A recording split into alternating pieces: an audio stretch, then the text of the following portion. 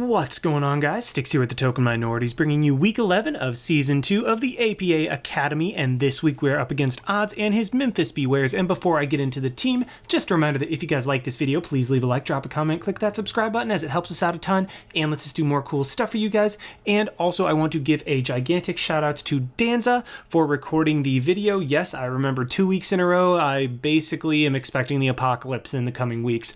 But either way, on to the battle. Like I said, we are up against Odds, and at this point in the season, I am out of the playoffs, so I'm just trying to have some fun and trying to get my battles done as quickly as I can so that I can just relax going into Gen 8. But either way, we do have this battle against Odds and his very scary team. The full team is Mega Lucario, Deoxyspeed, Thundurus, Toxapex, Rabombi, Porygon Z, Gligar, Goodra, Cresselia, Crawdon, Imnis, Magius, with Missy, Porygon Z, and Thundurus being his Z users. And yeah, the team that I am bringing, unfortunately, is not a Trick Room team. I don't know why I keep straying from that, but alas, that is how it is. I do have a Subsplit Gengar that looks like it can put in a ton of work in this game, in addition to a Scarf Rotom and an offensive Dialga, as well as an offensive Mawile. So this could be this looks to be a very, very offensive game as long as I can take out the Toxapex and the Cresselia. I believe if we just go into the prize trade, I should come out on top. Now, looking at his team, you might be thinking, Sticks, there's no electric immunity. Why aren't you leading with the Rotom? And in fact, there's not only no electric immunity, there is no electric resist. And you know what? That would have been a very smart idea, you know, with my Scarfed Rotom and all with Volt Switch. But alas, that is not what I did. At the time, I decided to lead with my Mawile just to try to get up rocks from the get-go or knock off the Deoxys into like a 2-hit KO, and then I can defog with my Rotom later. But yeah, that's how I'm gonna lead, just with my Mawile, try to get rocks up, and let's hop right on into it.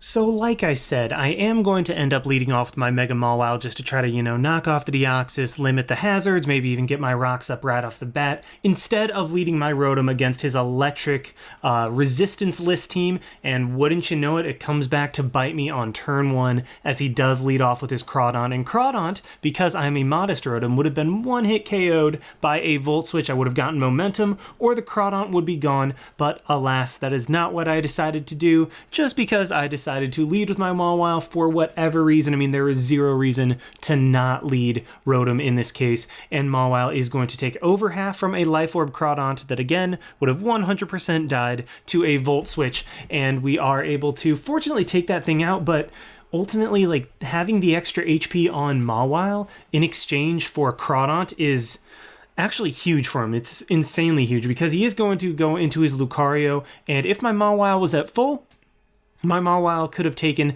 any one hit from this Mega Lucario, like anyone, just because I have enough defense for this thing. However, because I did take that hit, again, a result of not leading with Rotom, Mawile is going to go down and his Lucario is at full health, so this is not looking very good, as I am going to go into my defensive Necrozma. And now Necrozma is, when I built this team, is kind of my way of winning, but I kind of overlooked the fact that Necrozma was my only response to his Lucario, and I'm trying to use my win con as my only response to his biggest threat. So yeah, kids, don't do that. Don't make your win con your response to your opponent's biggest threat, just because in all likelihood, even if you come out on top in that exchange, you're going to take some very, very heavy damage, as that's exactly what happens. I am the Bugginium Z, in case you were wondering. But yeah, a +1 Photon Geyser will be able to knock out his Mega Lucario. And while we are ahead in the exchange, it's not looking very good because my Mawile is dead and my win con is very, very low. The only chance I have is if he's not a Speedy Crest, or I'm able to get this thing in on Toxapex later. But knowing that Thundurus is in, I'm just going to go straight into my Dialga, be able to take whatever hit he's going to go for. Even a Thunderbolt into a Titanium Z, I'll be able to take 100%, just because I do have the Chople Berry. As it turns out, that's exactly what he ends up going for, as I do go for the Draco Meteor of my own, which unfortunately, as I do not have rocks up, will not be able to KO this Thundurus. So this is quite frankly, not looking the best early on, and it's really funny. It all is from that single domino from the very beginning of not leading off with my Rotom, because had I led off with Rotom, I would have knocked out the Crawdaunt, my Mawile would have been at full health, I would have gotten Rocks up, which would have allowed my Dialga to take that hit, still be at a very good amount of health from the Thundurus, and then I would have been able to knock it out with Draco Meteor, because as you will see, Draco is going to hit, it is going to do a ton of damage, but just not quite enough. Definitely would have been knocked out with Rocks. So now my Dialga's low, my Necrozma's low, and I decide that I'm going to go into my Rotom because I want to save Dialga for the Toxic on Cresselia later, just because I feel like that might be necessary as he goes for the Focus Blast and ends up hitting it. I mean, like, to be fair, it's in his favor to hit, so there we go. But my Rotom will go for the Volt Switch, outspeed this Thundurus, reveal that it is Scarfed, so I reveal that my Rotom is Scarfed and take a huge hit to do it. So yeah, this battle is quite frankly just not looking very good. I'm clearly not thinking things out, and yeah, I'm getting punished for it. So I go into my Zygarde as he goes into his Deoxys, because I was trying to think that, okay, my team actually gets swept by Deoxys if he is a fast mixed variant with like Stomping Tantrum, because my Dialga is solo. He goes for the Ice Beam, and I'm like, okay, he sweeps me from here, but nope, turns out he is completely uninvested. If he had any investment at all, that for sure killed me. But no, this is a bulky Deoxys, so I was like, oh, thank the Lord, that is much, much better, as my Zygarde is going to eat that hit. So 2 weeks in a row, it has taken 4 times super effective hits and lived, so that's pretty darn impressive, but unfortunately, I don't have the ability to click Extreme Speed against this Deoxys because I just don't have it. And yeah, he is going to be able to 2-hit KO me with the Ice Beam as my Zygarde is going to go down. And this is not looking good. I mean, I have my Gengar at full health, I have my Rotom at half health, and I have my Dialga at half health. And again, if he has Stomping Tantrum, and he's a physical variant, just like Stomping Tantrum plus Zen Headbutt wins the game. But fortunately for me, he does not have that. By the way, I also have my Necrozma, which dies to literally anything. A strong breeze, or even a light breeze, will knock out my Necrozma at this point.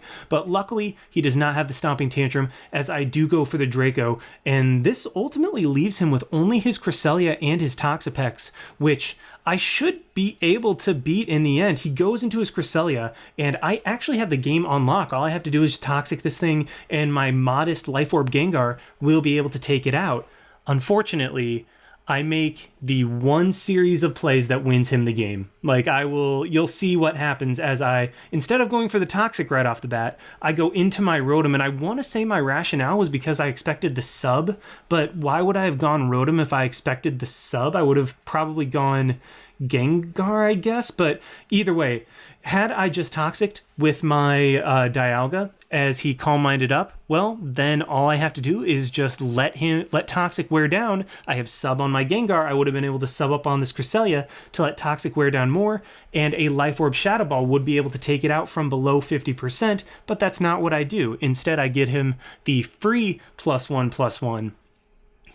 And a Choice Scarf. So, I mean, had I just let him try to set up on me as I got a Toxic off, then Gengar would have been able to beat it because I would have been able to sub up multiple times and Shadow Ball to knock him out.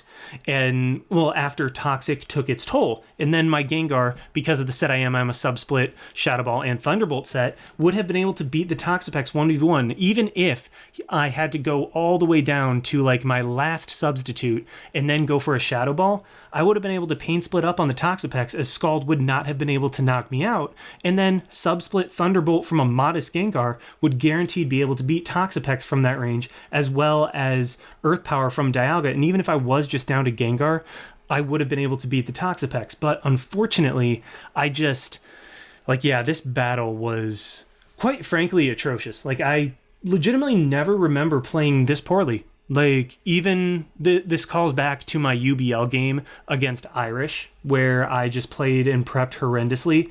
But this game was it wasn't necessarily just a playing and prepping horrendously, because I mean, I think my prep was on point. Like, I had the guaranteed win if I didn't just, screw the pooch and make the one series of plays that let him win the game.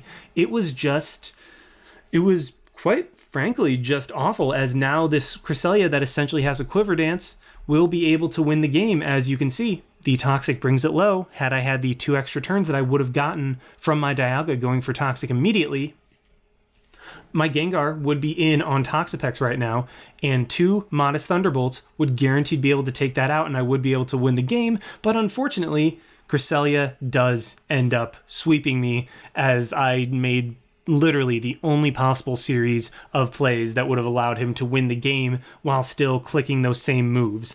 And I mean, this was just disappointing on all fronts for me, because even with the fact that I wasn't taking the season seriously from the start and I'm out of playoffs as of the beginning of this game, the way I played was just straight up unacceptable. Like, it's not that I lost or choked, because Lord knows Jolt and I do plenty of that.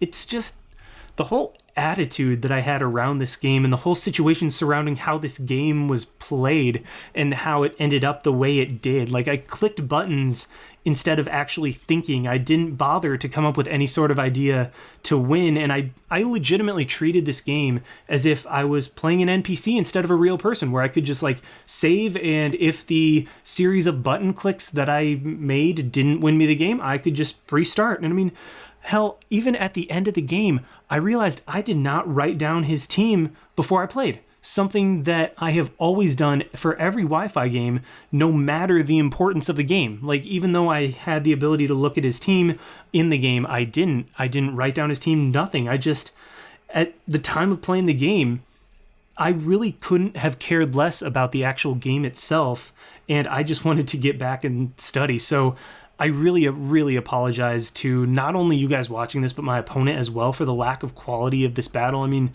Jolt and I and the other TTM members may have lives outside of YouTube and never intended to have YouTube be anything more than just a passing hobby, but like, even so, the quality of this battle was just something that's unacceptable. Like, you guys deserve better for the incredible support that you've shown the channel.